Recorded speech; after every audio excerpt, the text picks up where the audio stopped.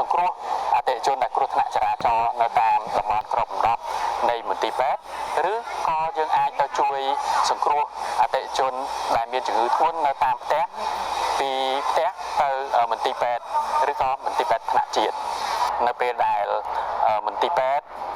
មានលទ្ធភាព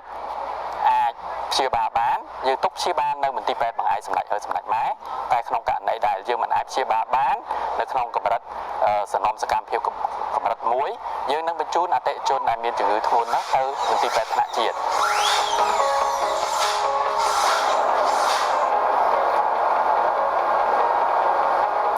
មន្ទីរពេទ្យមានសម្ភារៈបរិក្ខារសឹងតែទំនើបហើយនឹងគ្រប់គ្រាន់ដែលជាជំនួយរបស់ថ្នាក់ជាតិដែលលោកបានផ្គត់ផ្គង់មកតាមក្រសួងសុខាភិបាលមន្ទីរសុខាភិបាលរួមទាំងដៃគូអភិវឌ្ឍដែលបាន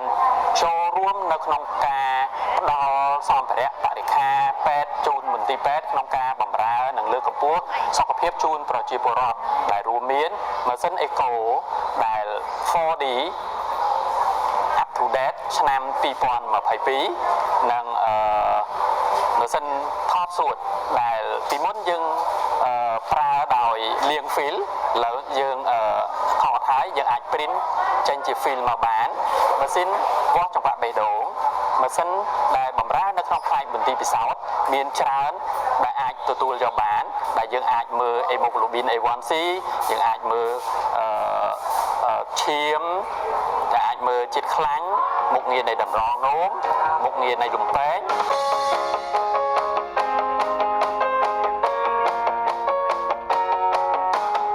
មន្ទីរពេទ្យសម្ដេចឪសម្ដេចម៉ែត្រូវបានបង្កើតឡើងជាដំបូងដើម្បីឆ្លើយតបទៅនឹងតម្រូវការសេវាព្យាបាលនិងថែទាំសុខភាពជូនប្រជាពលរដ្ឋ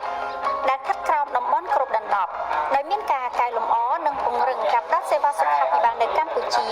ក៏បានធ្វើឲ្យមន្ទីរពេទ្យបង្អែកមួយនេះកាន់តែមានលទ្ធភាពច្រើនក្នុងការផ្តល់សេវាជូនប្រជាពលរដ្ឋ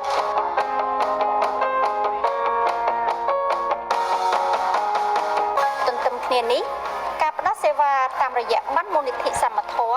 ត្រូវបានអនុវត្តជាប្រចាំដោយពុំមានការរើសអើងណាមួយឡើយពិសេសជាងនេះទៅទៀតចំពោះប្រជាពលរដ្ឋ